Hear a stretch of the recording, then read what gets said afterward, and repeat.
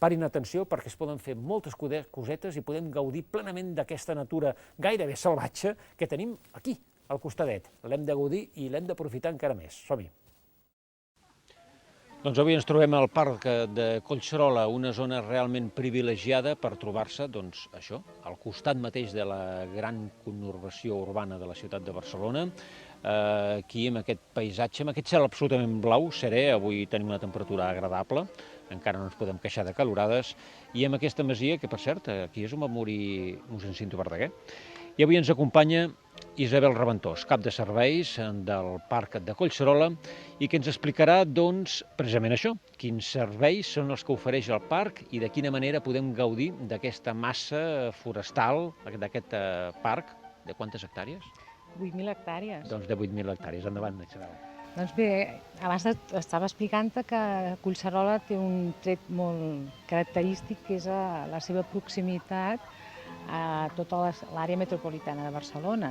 Aleshores, vol dir que la quantitat de visitants que té el Parc de Collserola la tenim amb una estimació de 2 milions de visitants cada any. Aleshores, el programa de la gestió del Parc de Collserola fa molt èmfasi en quina oferta d'activitats podem donar per aquests ciutadans, perquè en gaudeixin i puguin disfrutar-lo força.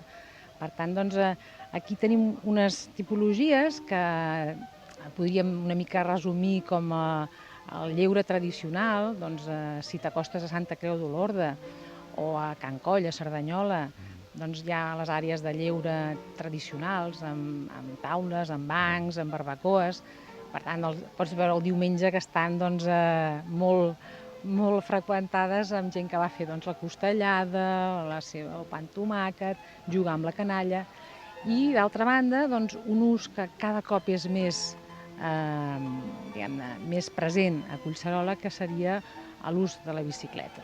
Aquí seria en aquest moment l'activitat amb què estem treballant moltíssim per tal que sigui una activitat compatible amb la conservació d'aquest medi natural, perquè els ciclistes en gaudeixin, però també en siguin conscients de la seva fragilitat.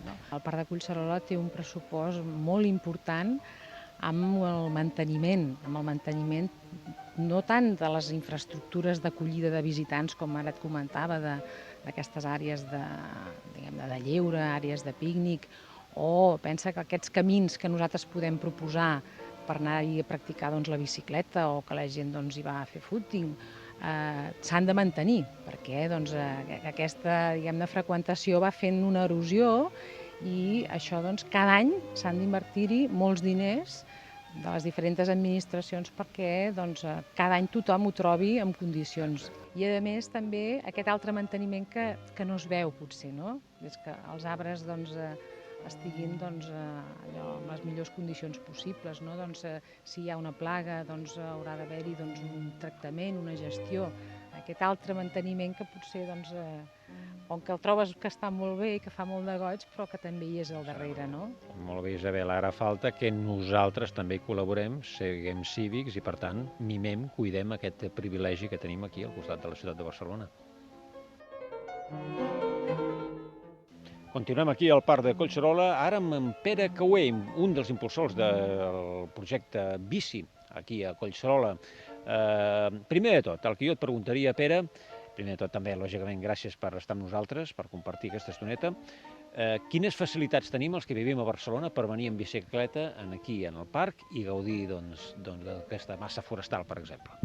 Per sort, els ferrocarrils catalans ens deixen pujar a la bicicleta i és un medi perfecte per qui no està encara preparat per fer-ho amb la mateixa bicicleta, accedir en aquest parc únic a nivell mundial metropolità de 8.000 hectàrees en la que tenim cents de senders i camins per gaudir en bicicleta.